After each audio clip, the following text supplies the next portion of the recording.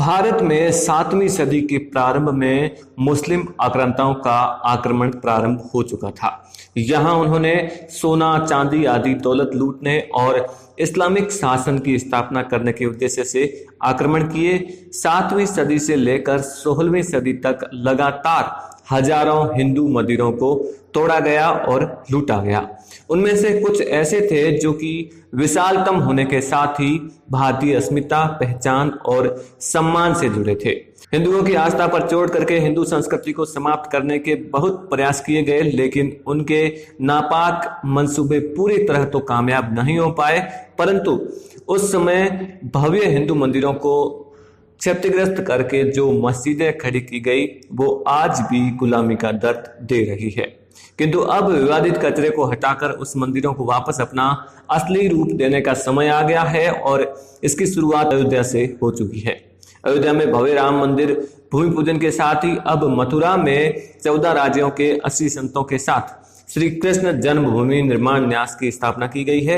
अयोध्या के बाद अब मथुरा में श्री कृष्ण जन्मभूमि को मुक्त कराने के लिए आंदोलन की रणनीति पर चर्चा जोरों पर है।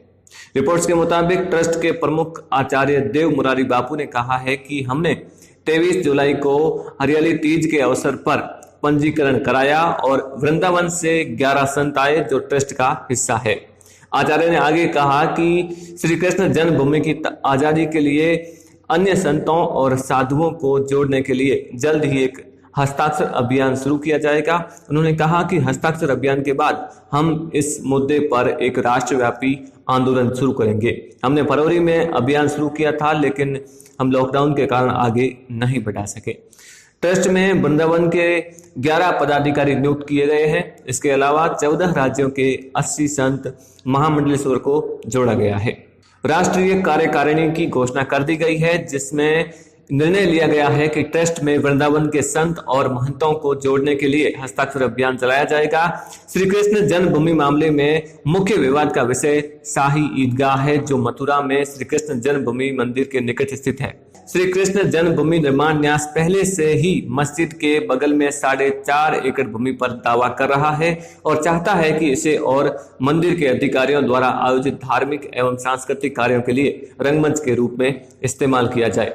वर्ष 1992 में बाबरी मस्जिद के विध्वंस के बाद विश्व हिंदू परिषद दावा करती रही है कि मथुरा में श्री कृष्ण जन्मभूमि और वाराणसी में काशी विश्वनाथ मंदिर को स्वतंत्र करना उनके एजेंडे में है। आपको बता दें कि मथुरा के शाही ईदगाह को प्लेस ऑफ वर्शिप एक्ट के तहत संवैधानिक प्रोटेक्शन मिलता है। दिसंबर 6, 1992 को बाबरी विध्वंस के बाद धीरे धीरे अयोध्या तो एक झांकी है, मथुरा काशी बाकी है के नारे राजनीतिक परिदृश्यों के चलते काशी और मथुरा टंडे बस्ते में चले गए थे, लेकिन बहुमत के साथ सत्ता में आते ही अयोध्या राम मंदिर पर केंद्र सरकार ने तत्परता से काम किया है। विश्व हिंदू परिषद का कहना है कि मथुरा में ठीक मस्जिद के स्थान पर भगवान श्री कृष्ण का जन्म हुआ था और वह मस्जिद नहीं बल्कि हमारी जमीन है। विश्व हिंदू परिषद ने कहा था कि वह मस्जिद है ही नहीं, वह हमारी जमीन है। इस मंदिर परिसर के ठीक बाहर मथुरा का सबसे पुराना मंदिर है, जिसका नाम है केशव देव महाराज का मंदिर। ऐतिहासिक तथ्यों से पता चलता है कि जनवरी 1670 में रमजान के महीने में औरंगजेब ने मथुरा के इस बहुत प्रसिद्ध मंदिर को तोड़ने का आदेश दिया था। इस मंदिर का नाम केशव राय मंदिर था, जिसे ओरछा के राजा बीर सिंह बुंदेला ने उस दौर में 33 लाख रुपए में बनवाया था। इतिहासकार डॉक्टर वसुदेव शरण अग्रवाल ने कटरा केशव देव को ही श्री कृष्ण जन्मभूमि माना है। विभिन्न अध्ययनों और साक्ष्यों के आधार पर मथुरा के राजनीतिक संग्रहालय के दूसरे कृष्णदत्त वाजपेयी ने भी स्वीकारा है कि कटरा व केशव देव ही कृष्ण की असली जन्मभूमि है। इतिहासकारों के अनुसार सम्राट चंद्रगुप्त विक्रमादित्य द्वारा बनाए गए इस भव्य मंदिर पर महमूद गजनवी ने सन 1017 में आक्रमण कर इसे लूटने के बाद तोड़ दिया था। तो हमें आशा है कि इन मुद्दों पर भी बात जरूर होगी। आपकी क्या राय है मथुरा और काशी के इन मुद्दों पर? कमेंट करके जरूर बताएं। वीडियो पसंद आए तो लाइक कीजिए, शेयर कीजिए और ऐसी ही वीडियोस के लिए अपना इंडिया चैनल को सब्सक्राइब कीजिए। जय हिंद, जय भारत।